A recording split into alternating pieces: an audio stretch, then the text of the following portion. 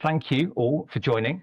Welcome. People as are still coming in, but let's get started. I'm Jonathan Wise, co-founder of Purpose Disruptors. It's our vision, for those of you who don't know us, is that the advertising industry works in harmony with the natural world, and that it shifts from driving unsustainable consumption towards encouraging people to live and consume within planetary boundaries. And we find that the industry is sometimes perhaps unwilling to accept its full connection to our climate emergency. It can deny that it helps drive up consumption and therefore increase both emissions and reduce and decrease biodiversity. And for me, I really love the quote that the first goal of a leader is to define reality. The first goal of a leader is to define reality, because I think part of our role as purpose disruptors is to help define the reality for the industry, to make visible those broader environmental impacts of the work that we put into the world through, for example, our Good Life documentary, the content of Change the Brief, or via our work on advertised emissions. So it's fantastic to be here today and host this webinar where I'll be interviewing Ned Younger, director at Inside Track. So hello, Ned. Give everybody a wave. Hi, Jonathan. Hi, everyone. Nice to see some of you and see lots of names. And this is because I think that the Inside Track memo, for those that have seen it, does exactly the same thing. I think it demonstrates leadership because it dares to define the current reality of how the industry relates to critical issues. So over the next kind of half an hour, I'm going to be introducing Ned and then sharing some of the questions that I have and that some of you kindly have shared on LinkedIn that we've already received. We've also got some time at the end to ask more questions. So if, as we're going through, if there's anything pressing that you want to ask Ned, please write in the Google Doc that Nita is about to put in. And we'll have a time to get to a couple of them at the end. So please do that as we go through. So just as we start, so as a recap, so on January 26th, last week, Inside Track released a memo penned by a group of anonymous advertising insiders of senior descent. They claim that there's a vacuum of responsible leadership, and they cited that the vacuum is present in relation to a number of topics. So it enables the tech platforms that stoke hatred and division. It facilitates hate groups. It supports the social license of the fossil fuel industry, providing broader greenwashing services to industries that are under public scrutiny. And fourthly, it's rolling over in the face of anti-DE&I rhetoric and deserting those individuals, teams and communities that the industry has made commitments to. And to add weight to their claims, if you're not aware, that last night was the launch of a remarkable film called Molly versus the Machines. And this is a film about Molly Russell, the 14-year-old girl who took her own life in 2017. The coroner's report in 2022 stated that Molly Rose Russell died from an act of self-harm while suffering from depression and the negative impacts of online content. In 2025, the Molly Rose Foundation released a report, which you can find, which reveals the personalized recommendation systems on TikTok and Instagram continue to suggest, I quote, overwhelming volumes of suicide, self-harm, and intense depression content to teens. And of course, 1 in 10 of these videos have ads adjacent to them, so they're being monetized. The advertising industry is complicit in facilitating suicide and associated content to teens. So we have, I could argue, another example of the failure of responsible leadership in relation to that issue as well. So I think the Inside Track memo is fantastic because it invites the industry to have a conversation about this. So as it says, a conversation about where we're at and where we would like to be, a call to shape our industry into something we can all be proud of. So it's clear-eyed on the problems that need addressing, and as a simple ask, discuss the issues in relation to what is the industry we want to be part of. Ned's background is in civil society, with a particular focus on cross-sector learnings and innovation rather than advertising. So his role is to kind of amplify the memo for the benefit of us all, the benefit of the industry. It's a starting point for the conversations that the group believes needs to happen. So with that little bit of précis, thank you all for coming to chat, to be here, and thanks for Ned. So let's start at the start, Ned. For people encountering you for the first time in Inside Track, who are you? Explain yourself, man. Who are you and what do you hope to achieve? Oh, well, hi, everyone. Good to be here. And thanks, Jonathan and Purpose Disruptors for hosting. And thank you to all of you who shared questions in advance. Really good questions. Useful to be able to talk about them and think about them in advance. So yeah, I'm Ned. I'm a director at Inside Track. We're a UK-based organisation that works with senior insiders in powerful industries. And the core idea of our work is to build anonymous insider movements And I know we're going to come back to the anonymity bit of that in a bit. So typically groups of people with decades of experience, often at senior or executive level, who are deeply invested in their industries, but are frustrated by and conflicted by what they're seeing day to day, and feel blocked from kind of acting on or acting successfully on, or even speaking out about what they're seeing from the inside. So several of us in the team at Inside Track have been involved in parallel work in different industries over the last decade or so. But our first piece of work as Inside Track was the middle of last year. So, it's a really new thing, new organization. And that was with a group of leaders, senior leaders working in UK food. So retailers, producers, and so on. And across all of our work, and including that food group, the starting point is always the same. So insiders who care about the long-term health and legitimacy of their industry, whatever it might be, and who are experiencing that widening gap between stated values on the one hand and then lived reality on the other. So yeah, rather than focusing on individual whistleblowing about the sort of an individual organization or the wrongdoing of an individual organization or individual person, the aim is to create conditions for people to speak collectively and systemically. So about patterns and incentives and trajectories in the sector as a whole. And so this initial advertising piece sits really clearly in that model and that line of thinking. So it's intended to be challenging. It isn't an external critique. So it's from people who've built their careers in the industry and speaking from inside the system. And as Jonathan said, like the first food memo, which I'll give a little bit of detail about in a second, is very much intended to be a scene setter.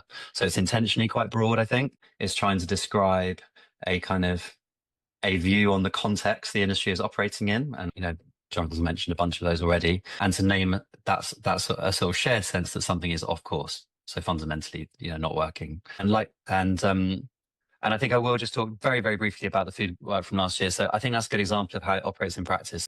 That first food memo was also a scene setter, didn't try to sort of solve everything or present a list of demands.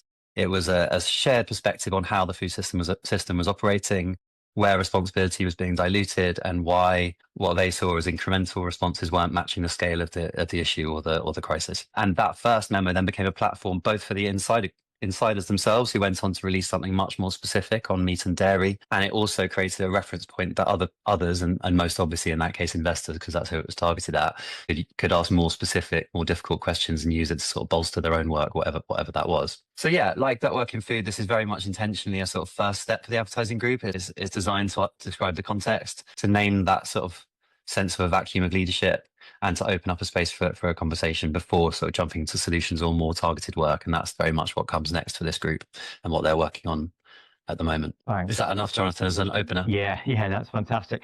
And I think it was wonderful. If we think about the knock-on effects of the food group, so for those of you who may have seen, Dave Lewis, who's the ex-CEO of Tesco, did a big piece in the FT at the back end of last year talking about the inability for the food industry to come to terms with the climate impacts, and quoted centrally the Inside Track memo from the food industry. So yeah, I think the knock-on effects of memos is really strong. So just to kind of a second question. So in the memo, there are a number of claims about the industry. So I think most people will get the idea that the industry supports the social license of the fossil fuel industry because it's working for companies like BP and Shell, who pulled away from their commitments on net zero renewables. So advertising for BP and Shell EV charging points and Wellbeing Cafe does make those companies look like the good guys, whereas the fundamental business is actually getting more and more oil and gas out of the ground. But I think perhaps other people might find a little the other issues a little bit harder to get their head around. So can you explain a little bit more?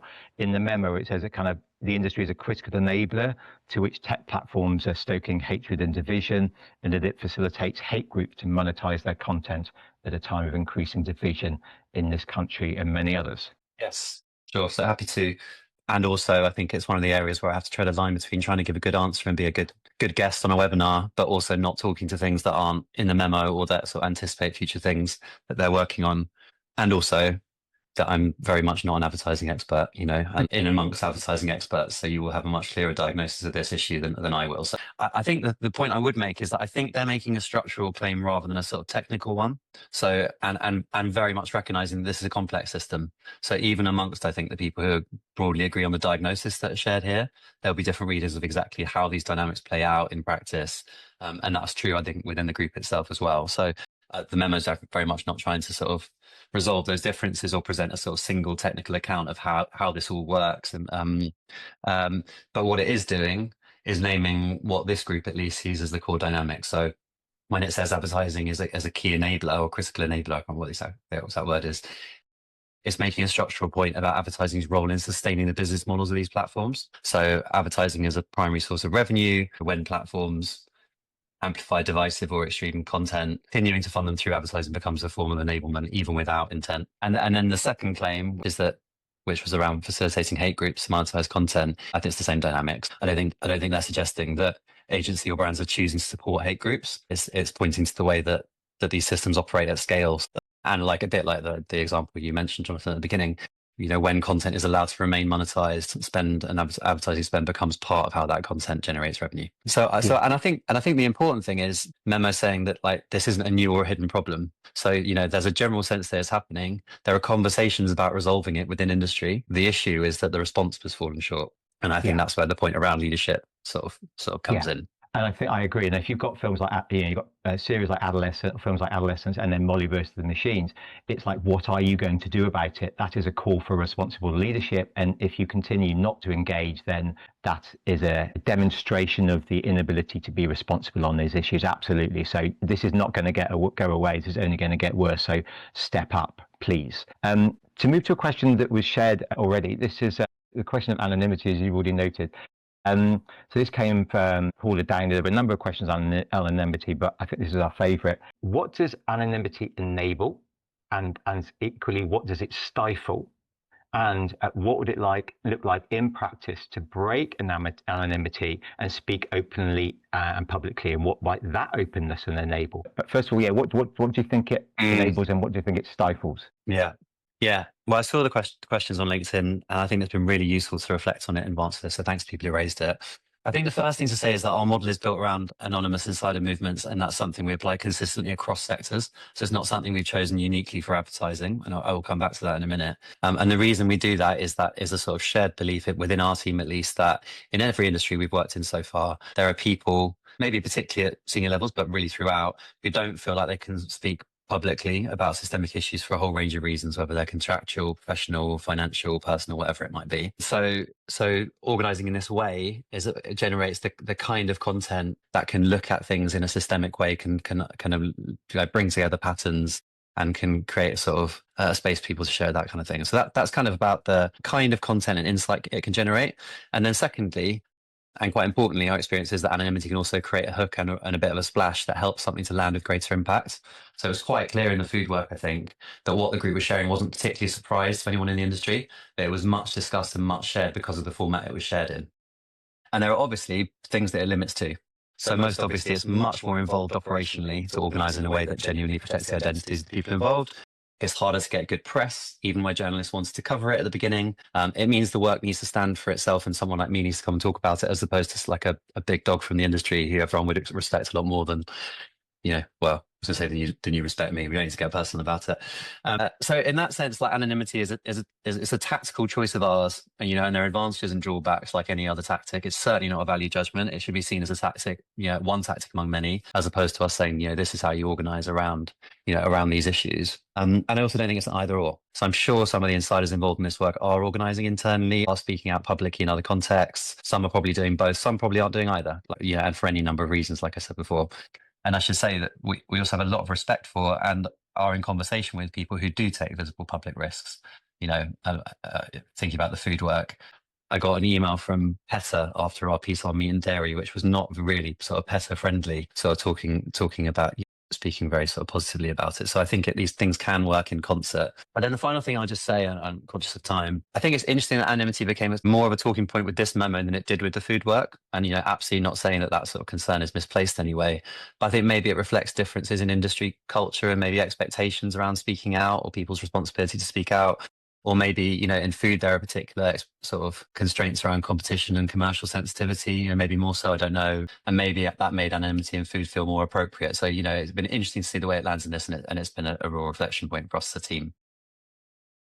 So, yeah, I don't know if people find that particularly convincing, if you don't think it should be anonymous, but that's our answer and sort of collection of our thoughts around it. Right. Thanks, Ned. If anybody's got any follow-up questions on that, then please feel free to put them in the chat. Just again on LinkedIn, just realised I didn't answer the second half of that question, but Go for it. Well, I was going to say, I don't know the industry as well as you all do, but I imagine examples of this kind of public leadership are out there already. Lots of people are doing this. So actually, I think, asking the question of what would it look like if this was to happen, not anonymously, like I'm sure there are lots of examples of that already, not necessarily with this memo, but lots of equivalent pieces of work from lots of really respected and people across the sort of junior to senior spectrum. Yeah, no, that's a good point. And there are people trying to push this agenda. Absolutely. Both us and people like Conscious Advertising Network and Clean Creatives, Creatives for Climate. So yes, you're right. But I think it's the senior insider bit that felt a little bit like, oh, well, why can't they speak out? But I totally understand the thoughtfulness that's gone into the way in which you run the model and you replicating what you've done in food. So you've thought it through and it makes sense. So thank you. So from Dr. Vicky Harvey, her question was, what's the response to the memo been from the trade and regulatory bodies at the ad holding group leaders, and has this differed from what's happened in other sectors? You've touched on that a little bit more, but if there's anything else you want to add on to that, Ned? Yeah, well, it's been pretty quiet. I think our experience, including in the food work, is that these kinds of interventions, particularly when it's new, they rarely produce a really immediate and visible public response. Like the early phase, I think usually is quite quiet. And hi, Vicky, by the way, you're one of the few people I can see, I think. So thanks for your question. So we didn't see an initial wave of public statements or official reactions from the food work. And we started hearing instead that the memo was being shared privately, kind of WhatsApp groups, in emails, and then internally within large organizations. And then it sort of spiraled a little bit. Spiraled, not quite the right kind of verb, I don't think. Anyway, and then it was a reference point kind of rather than a sort of headline. So that private circulation actually ended up being quite important. Kind of it created the space for more public responses ultimately, and created the kind of platform that I mentioned earlier. And I think we're probably seeing that pattern here. So I think there's often going to be an initial period of sort of ducking and waiting, sort of hoping that, not the issues will pass, but this kind of version of the issues will pass. Can we kind of get away without saying anything here? We've had some really nice engagement over email, which is great, and we'll definitely follow up. And I'd be slightly surprised if anything massive comes of that. And actually, I think that's fine. We'll build the relationships and stuff, but it's not a single moment. It's hopefully something that people can pick up and use either publicly or kind of quietly. And also, and just final thought on that, I think I would say that where there was initial public or formal responses to the food work, it tended to be, I think it was in good faith, but I think it was a little bit presentational sometimes. So people ask, we had people ask questions at AGMs. We were invited into meetings with sort of senior people at big companies. They gave us very polished, very impressive answers that I certainly didn't feel like in the moment I had the kind of tools to kind of scrutinize particularly effectively. So actually, I think it was the sort of informal, cumulative impact of people sharing things around and kind of starting a different conversation with them or using them in conversations they were already having. That is where the sort of impact, at least in food, started to sort of be seen. And if we, if this group continues to work in this way and release other stuff, and particularly when it gets more targeted, I would hope that's the same here. That's so interesting. Like the way you described it, like your expectation isn't for a big splash, and that's not what you've got. And so I think for some in the industry, it'd be like, well, if it didn't get in all the trade press at the same time, it's been a failure. But that's absolutely like the expectation. And I really like your answer there of like the performative responses as expected. But again, it's the long game that you're playing here. And again, as I say, the films that are coming out will only add pressure, and this being another kind of element of influence to facilitate and begin the levels of conversation that need to happen, rather than perhaps the performative answers that you've experienced in the food group. If we've got time, I'd also say the irony, I think, and I've said this before, is that with these groups, the people who are writing the memo, it often lands on their desk when it comes back into an organization. So it's often like, hey, have you seen this? We need to find a response. What are we doing in this area or whatever? And actually, I think that's part of the point, is that, people who are working at these levels often want an excuse to work on this stuff, or want a license to work on this stuff. Yeah. And for that to be more formal than just being something they care about. Fascinating. Good. I see. So a last question from me before we open it up to the floor. Tomorrow is the Advertising Association's lead conference. So the Advertising Association is kind of one of the key trade bodies for the advertising industry in the UK. And the theme of the conference is leadership through trust. And the good news is that some of the topics mentioned in the memo do appear to be on the agenda. For example, one session, and I'll read this out for everybody, is called driving responsible growth through trust. and it says, in a period of economic uncertainty, political change, and rapid technological transformation, how can advertising continue to drive responsible growth for the UK economy? Leaders from across the industry will explore how trust underpins sustainable growth and how advertising can continue to deliver economic and social value. So that does sound like it's on topic to a certain extent. I guess my question to you, Ned, if you were chairing that session, and that session is, as it turns out, featuring people from Google, the Advertising Association itself, and from Channel 4, how would you think you would do that in a way that reflects the content and asks that are contained within the memo? Well, it's a fun question. I should say I've never been, and I'm sort of doubting that I'm going to be invited from now on. So I think this is sort of a theoretical probably question rather than a real one. Yeah. Although you might. So I'll probably ask you the same question when we get to the end of this. I'd like to know your answer. I think the memo is pretty clear that these topics are being talked about. So, whether it's climate or trust or responsibility, like they all appear on the agenda, including events like this. I know this is a particularly big one. So I think the issue is that the memo is raising isn't whether these things are present, it's how they're being handled when they are present. So the kinds of questions that the memo invites, from my perspective, are things like, who is given space to speak on these topics, and what's their perspective on this system? So you mentioned the Google person as an example. What kinds of questions are they being asked, and again, possibly by who? And then finally, are the systems and structures that sit underneath the issues ever properly examined? So I think if I were chairing the session, I'm not sure I really want to, it sounds kind of terrifying, but I think I'd try and structure it around those kinds of questions, rather than inviting what I think often ends up being a sort of sense of reassurance or specific projects that are, give a sense of progress rather than a sort of overall structural kind of critique. So I think I'd want them to engage with the substance of the memo. So reflecting on whether they see that vacuum of leadership it describes, and where, and I think this is the key thing, like where responsibility sits when the growth objective, and this is across industries, isn't just in advertising, when the growth objective collides with the environmental or the ethical or the moral issue. That's the key question. I'd also want to push the conversation beyond like the initial individual initiatives and onto systems. So the memo talks about incremental action, risk management, and so on. So I think I'd want to explore what the current incentives and industry structures make easy and what they make hard. Like if someone's on this panel, where do they feel conflicted about those incentives? Like what is their sense of conflict? And then finally, there's something about continuity. So how does it not just stop in the conversation? How does it live beyond the conversation? And I don't quite know what the answer to that is, but if we come back to maybe the question is, if you come back to this in 6 or 12 months' time, how would we know whether anything had actually shifted versus just continuing to get worse or disintegrating, or being further taken out of our hands by people in other places? So yeah, and I would be interested in your, not to put you on the spot, but I'd be interested in your answer.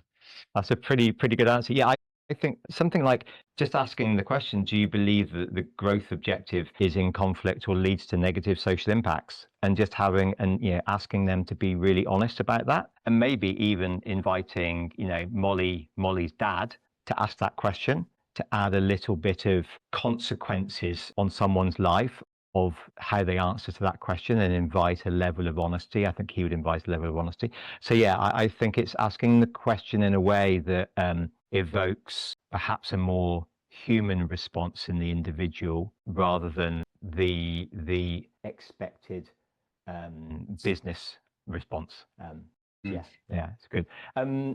Sorry, and just back to that point about who asked the question. I think one of the interesting things about the food work was that the first memo was written explicitly to investors and said, these are the questions you're not asking us. Yeah. So it's about who asked the question. And, if an investor asks the question of a board or a CEO or whatever, they're likely to get a different answer from if, I asked the question, or, someone internally asked the question or whatever. Precisely. Absolutely. Yeah. Thank you. I'm going to pass to Nita now. Nita, have you any questions coming in that you think Ned should be answering? Yeah, there's a really actually nice segue into one of the questions that's asked around who is the audience that you are specifically aiming at, and has there been any interest in the memo from the trade publications like Campaign, Drum, PR Week?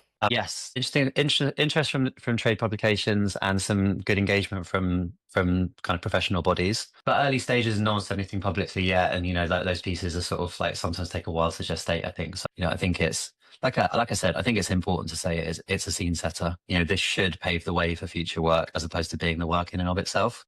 And I think if it was the latter, it would be harder to sort of justify it as an approach. I think it is a cumulative effort. I think in terms of the audience, I would say that the audience base for this first memo from these guys is pretty broad. So, you know, it's people at senior and mid level in the industry who maybe hold leadership. It's the influencers who kind of, you know, play a role in shaping the conversation. I suppose essentially it's about people who care about the industry and want it to succeed. And there is a secondary kind of audience of adjacent stakeholders, whether that's investors or campaigners or whatever. But ultimately, I think it's a pretty broad based thing. That shares a diagnosis and kind of aims to sort of start a new kind of thread in the conversation and give people a resource to use. You know, I think what comes next is where it starts to speak more specifically into particular audiences or particular campaign points or whatever it might be. Right, thank you. Natia, have we got time for another question, or should we?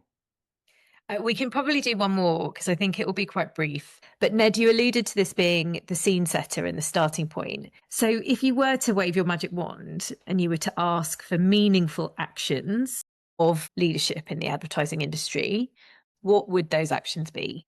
This always feels like a cop out because I think with an answer to this question, you want like 5 things that are extremely, extremely like immediately sort of transformational. But I think because of the nature of this type of work being about constructive dialogue, it tends to be about the sort of the space that is created for the conversation, you know, the power that conversation, like the power that space is given, and then the follow through on the things that come out of it. So I think, you know, and there isn't a limited responsibility to people working in agencies or people owning agencies. It also extends to the kind of civil society and to government and so on.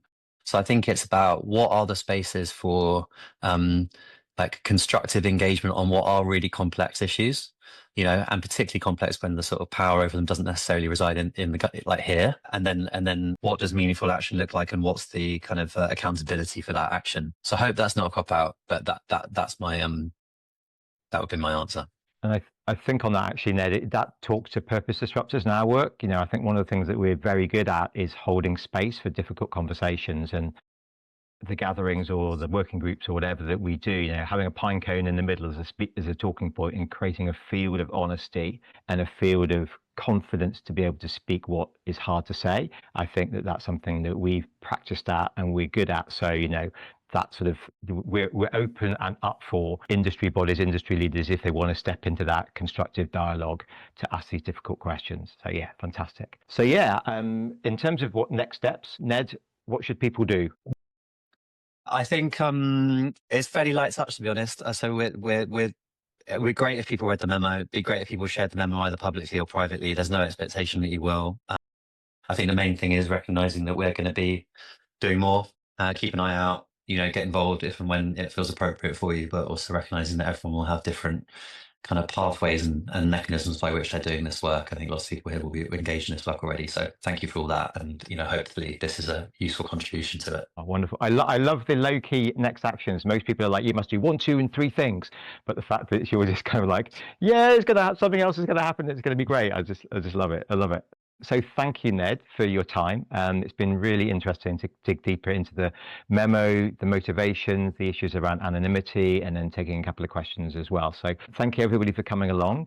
That's us at time. Watch the space, as Ned says, more will follow, and it'll be fascinating to see how this work builds, contributes to the movement of change that's happening in the industry, and this conversation is becoming more and more unavoidable. And so I think this work is an absolutely vital part of facilitating the conversation that needs to be had that many are choosing to avoid at the present time. So thanks, Ned, for all of your work. Thanks to the Inside Track and the Anonymous group, and we'll see you all again soon. Take care, folks. Have a great rest of your day.